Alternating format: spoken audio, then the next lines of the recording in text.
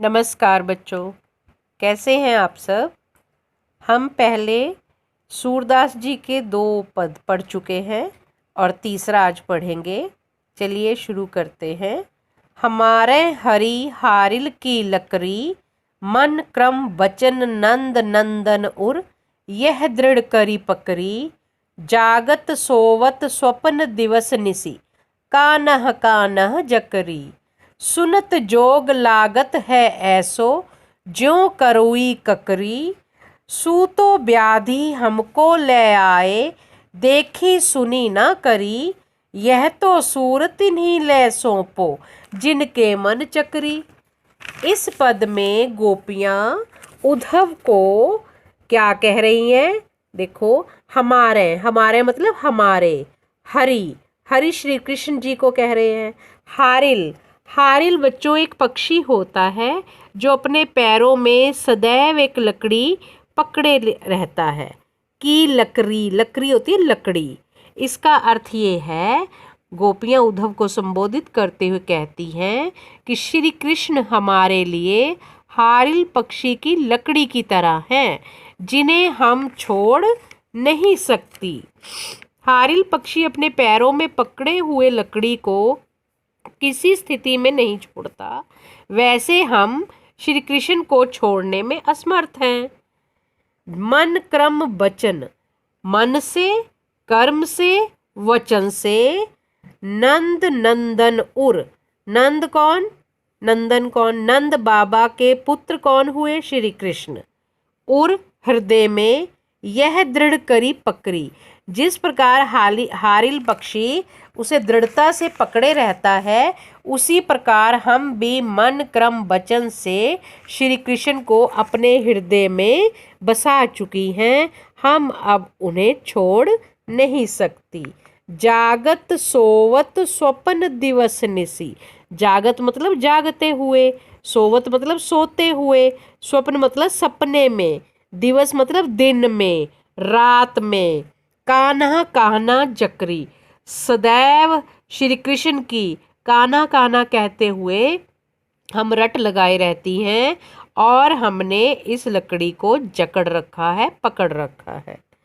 सुनत जोग लागत है ऐसो, और तुम जो ये जोग मतलब योग का संदेश सुनाते हो, ये सुनकर हमें ऐसा लगता है जो करोई ककरी, जैसे करोई मतलब कड़वी, ककरी मतलब ककड़ी। जिस प्रकार किसी ने कड़वी ककड़ी हमें दे दी हो खाने के लिए और उसमें किसी की कोई रुचि नहीं होती, उसी प्रकार तुम्हारा योग संदेश भी हमें कड़वी ककड़ी की तरह प्रतीत होता है। सूतो व्याधि हमको ले आए, देखी सुनी ना करी। और कह रही है, और तुम जो है ऊपर से योग साधना हमारे लिए ऐसा, व्याधि होता है रोग, ऐसा रोग ले आए जिसको ना तो हमने कभी पहले देखा है और ना ही सुना है और ना ही भोगा है। यह तो सूर तिन्हीं ले सौंपो। अब हे उद्धव, योग साधना का ये संदेश उन्हें ही सौंपो, उन्हें ही देना उचित है, जिनके मन चक्री, जिनका मन चक्री की तरह घूमता रहता है, भटकता रहता है। हमारे लिए कृष्ण अनन्य है, हमारा मन उनके प्रति दृढ़ है। तो ये था तीसरा पद। अब हम पढ़ेंगे चौथा पद। हरि है राजनीति पढ़ आए, समझी बात कहत मधुकर के, समाचार सब पाए। इक अति चतुर हुते पहले ही, अब गुरु ग्रंथ पढ़ाए। बड़ी बुद्धि जाने जो उनकी, जोग संदेश पठाए। उधो भले लोग आगे के, पर हित डोलत धाए। अब अपने मन फेर पाई है, चलत जो होते चुराए। ते क्यों अनीति करे अपुन, जे और अनीति छुड़ाए। आज धर्म तो यह सूर, जो प्रजा न जाही सताए। अब हम इस पद में देखते हैं गोपियाँ श्री कृष्ण के बारे में उद्धव से क्या कह रही हैं। हरि है राजनीति पढ़ी आए, हे उद्धव, हमारे कृष्ण, हरि कौन? श्री कृष्ण, कृष्ण जी ने तो बहुत राजनीति पढ़ ली है, वो तो राजनीति पढ़कर महान हो गए हैं। समुझी बात कहत मधुकर के, समाचार सब पाए। आपके योग संदेश को सुनकर पहले ही हम सब ये समझ गई थी, किंतु अब समाचार जानकर पूर्ण विश्वास हो गया कि श्री कृष्ण राजनीति में भी चतुर हो गए हैं। एक अति चतुर होते पहले थे, अब गुरु ग्रंथ पढ़ाए। पहले ही वो तो राजनीति पढ़कर बहुत चालाक हो गए थे, और उस पर भी आप अपने गुरु श्री कृष्ण से राजनीति का ग्रंथ पढ़कर आए हैं। बड़ी बुद्धि जानी जो उनकी जोग संदेश पठाए। राजनीति का ही यह प्रभाव है कि बुद्धि चातुर्य में श्री कृष्ण इतने कुशल हो गए हैं कि योग का संदेश ही भेज दिया। योग का संदेश किस लिए भेजा? कि श्री कृष्ण को भूल जाओ और योग करके अपने मन को अपने वश में करो, ताकि धीरे धीरे वो श्री कृष्ण को भूल जाए। उधो भले लोग आगे के परहित डोलत धाए।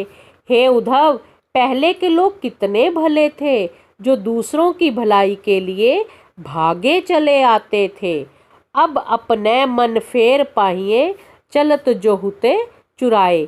इतना सब जान लेने पर तो हम इतनी तो आशा करती हैं कि हमारे मन को श्री कृष्ण ने जाते समय चुरा लिया था, उसे अब हम पुनः प्राप्त कर लेंगी, वापिस ले लेंगी।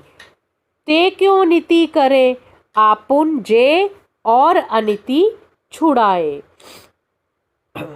आश्चर्य ये है, जो कृष्ण दूसरों को अन्याय करने से रोकते हैं, वे स्वयं अनिति के रास्ते पर आज क्यों चले हुए हैं? उन्होंने अनिति का रास्ता क्यों अपना लिया?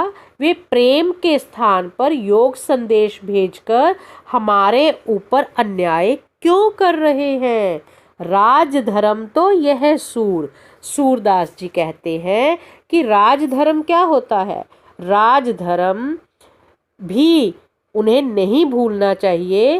राजधर्म के अनुसार जो प्रजा न जाई सताई। जो राजा अपनी प्रजा को दुख नहीं देता, सताता नहीं है, भलाई को ध्यान में रखता है, वही अच्छा राजा होता है। लेकिन यहाँ तो कृष्ण जी कुछ और ही कर रहे हैं। वो अपनी प्रजा को सता रहे हैं। वो हमें योग संदेश भेजकर स्वयं को भूल जाने के लिए कह रहे हैं।